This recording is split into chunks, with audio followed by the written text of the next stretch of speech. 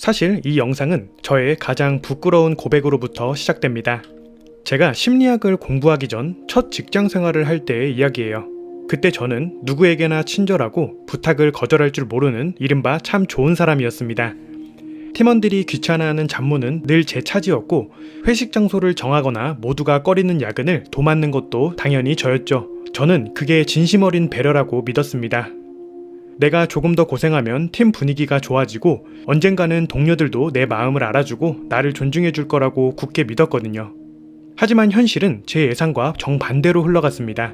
어느 날 점심시간이었어요. 동료들이 자기들끼리 메뉴를 정하고 나가려는데 누구 하나 저에게 같이 갈래? 라고 묻지 않더군요. 제가 당연히 남아서 남은 일을 처리할 거라고 생각했던 겁니다. 그때 깨달았습니다. 저는 존중받는 동료가 아니라 언제든 불러다 쓸 수 있는 편리한 도구였다는 사실을요. 화가 나는 것보다 더 비참했던 건 그들에게 서운함을 말조차 못하는 제 모습이었습니다. 집에 돌아와 거울을 보는데 거기엔 타인의 기분만 살피느라 정작 자신의 마음은 텅 비어버린 한 사람이 서 있더라고요. 그날 이후 저는 미친 듯이 파고들었습니다. 왜 누군가는 가만히 있어도 권위가 느껴지고 존중을 받는데 왜 누군가는 온 마음을 다해 퍼주는데도 무시를 당하는 걸까요?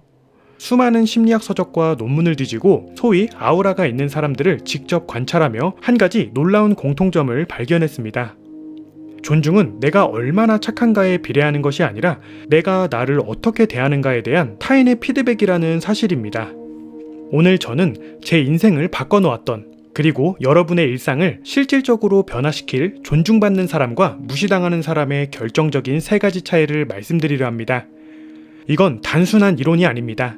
제가 직접 바닥에서 무시당하며 얻어낸 실전 지침서입니다.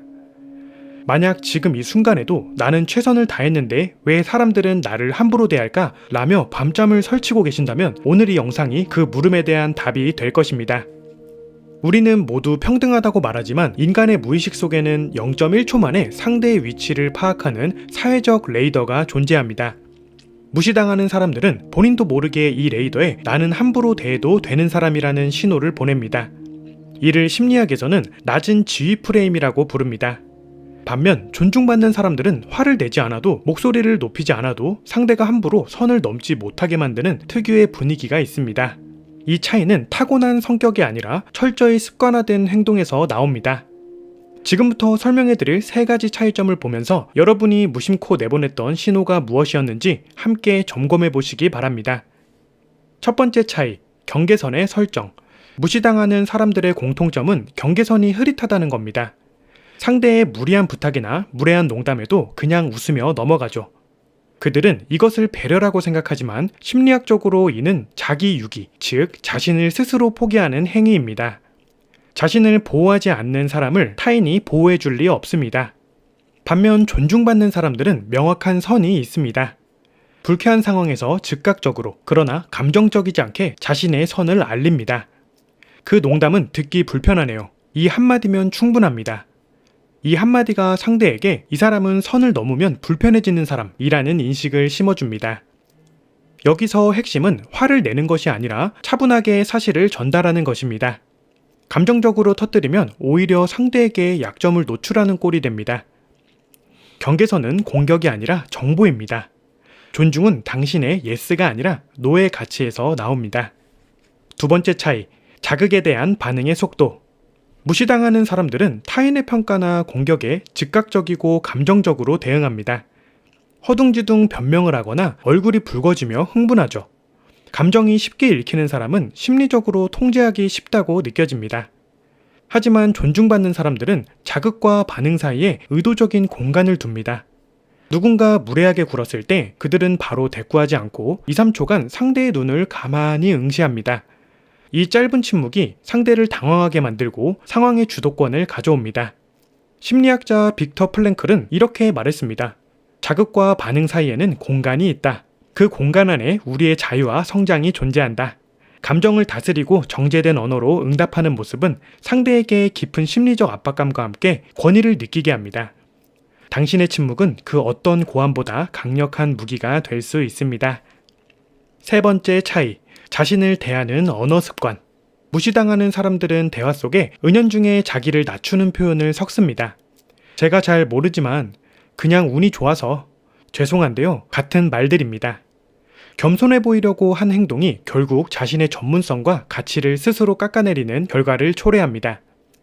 심리학적으로 사람들은 타인이 자신을 대하는 방식 그대로 그 사람을 대하는 경향이 있습니다. 당신이 스스로를 작게 만들면 상대도 당신을 작게 봅니다. 존중받는 사람들은 자신의 성취를 당당하게 인정하고 잘못이 없는 상황에서 습관적으로 사과하지 않습니다. 그들은 미안합니다 대신 기다려주셔서 감사합니다 라고 말합니다. 사과가 아닌 감사로 대화를 전환하는 것이죠. 당신이 먼저 자신을 귀하게 여길 때 세상도 비로소 당신을 귀하게 대접하기 시작합니다. 우리가 이런 사실을 알면서도 바뀌지 못하는 이유가 있습니다. 바로 거절에 대한 공포입니다. 미움받을까봐, 관계가 어색해질까봐 두려워서 스스로를 낮추는 길을 택하죠. 하지만 냉정하게 생각해보세요. 당신을 무시하는 사람과 유지하는 관계가 정말 가치가 있는 관계입니까? 당신의 선의를 이용하는 사람들에게 사랑받기 위해 정작 자신에게는 가장 나쁜 사람이 되고 있지는 않나요? 심리학에서는 이를 가짜 수용이라고 합니다. 타인에게 받아들여지기 위해 진짜 나를 숨기는 것이죠. 진정한 관계는 서로의 경계선을 존중하는 데서 시작됩니다. 당신이 선을 긋기 시작할 때 곁에 남는 사람이 진짜 당신을 아끼는 사람입니다. 그렇다면 오늘부터 무엇을 바꿔야 할까요? 딱 3가지만 실천해 보세요. 첫째, 부탁을 받으면 바로 대답하지 마세요. 확인해보고 말씀드릴게요. 라는 한마디가 주도권을 가져오는 첫걸음입니다. 즉각적인 수락은 당신이 항상 대기 중인 사람처럼 보이게 만듭니다. 둘째, 눈맞춤을 피하지 마세요. 시선은 자신감의 언어입니다. 상대의 눈을 편안하게 바라보는 것만으로도 당신은 전혀 다른 사람으로 보이기 시작합니다. 셋째, 말끝을 확실하게 맺으세요. 뭐뭐인 것 같아요. 대신 뭐뭐입니다라고 말하세요. 문장 하나의 끝맺음이 당신 전체의 신뢰도를 결정합니다. 이 사소한 습관의 변화가 당신의 뇌구조를 바꾸고 주변 사람들의 태도를 바꿉니다. 처음에는 어색하고 불편할 수 있습니다. 하지만 그 불편함은 당신의 자아가 다시 살아나고 있다는 신호입니다. 오늘 우리는 존중받는 사람들의 3가지 차이에 대해 알아봤습니다. 경계를 세우고 반응을 조절하며 확신 있게 말하는 것. 이 모든 것의 핵심은 결국 하나입니다. 자기 자신을 대하는 태도입니다. 타인이 나를 어떻게 보느냐보다 내가 나를 어떻게 정의하느냐가 관계의 길을 결정합니다. 더 이상 남에게 좋은 사람이 되기 위해 자신에게 나쁜 사람이 되지 마세요. 오늘 영상이 공감이 되셨다면 여러분이 오늘부터 실천해볼 한 가지를 댓글로 남겨주세요. 작은 다짐 하나가 생각보다 훨씬 큰 변화를 만들어냅니다. 여러분의 모든 댓글을 읽으며 함께 응원하겠습니다.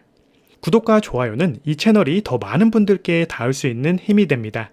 시청해주셔서 감사합니다.